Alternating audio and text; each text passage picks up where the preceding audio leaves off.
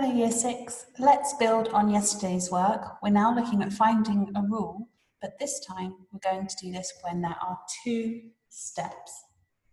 An even better way to say this would be to say two operations or even two functions, to use a good mathematical word. Let's look at example number 1. This is going to really directly help you with the worksheet, so make sure you watch this video fully. You'll need to, on the worksheet, complete some tables. So you'll be given a machine. You have to put something in. There are going to be two functions or two steps in this machine, and then you'll get the output. You'll be asked to complete a table where you're given some of the information. So in this table, you're given the inputs. So we need to put each of these inputs into the machine. So for example, I'm going to put 1 into the machine. 1 times 4 is 4.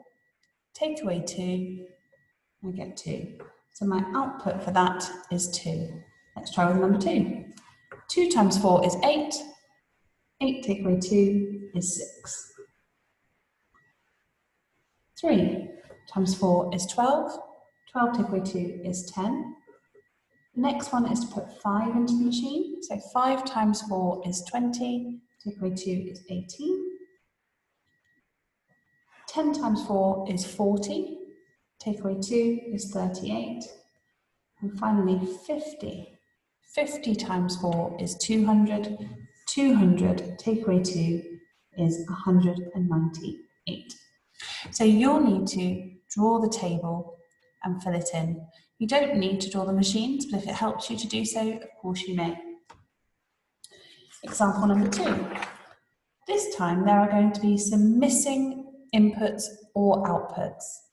So the same functions or same operations or same steps are happening to lots of different inputs.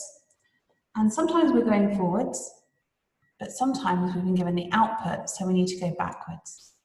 So let's have a think at what happens. 1 times 2 is 2, plus 6 is 8. 3 times 2 is 6. 6 plus 6 is 12. Now, if I've been given the output, which is my value at the end here, and I need to find my input, let's go backwards and use the inverse. So going backwards here, I'll be saying minus 6, because that is the inverse or opposite operation. I will then be saying divided by 2 to get to my input. So 20 minus 6 is 14. 14 divided by 2 is 7. And my final example is to help you with one of the questions that I think you might not fully understand. So just to read through and explain to you, it's not difficult, but just to understand the rules. You're asked to decide whether the pair of function machines give you matching outputs. So the operations, if you notice, they're almost the same. I've got times by 4 times by 2, but this time I've got times by 2 times by 4. So they've just been switched over. Let's try a number. I'm going to pick my favourite number, number 2. So I had 2 times 4, I get 8. 8 times 2, I get 16. Well, if I put 2 in on the other one, do I get the same answer? Is it a matching output? 2 times 2 is 4. 4 times 4 is 16. And it works. It's the same. So this definitely gives you a matching output. It's a tick. I could have tried any number in there. Try with your favourite number. Let's just try another number, say 5. So 5 times 4 is 20. 20 times 2 is 40. Remember that number 40? And then 5 times 4 is 20. 20 times 2 is 40. So again, we've got a matching output. Let's try my lucky number in here. 2 minus 2 is 0. 0 times 4 is 0. Let's try 2 in here. 2 times 4 is 8. 8 minus 2 is 6. So do they give us matching outputs? They don't. So that's what we're after. Again, you could try with any number in here. Let's try 5 just for a bit of variety. So I could do 5 minus 2 is 3.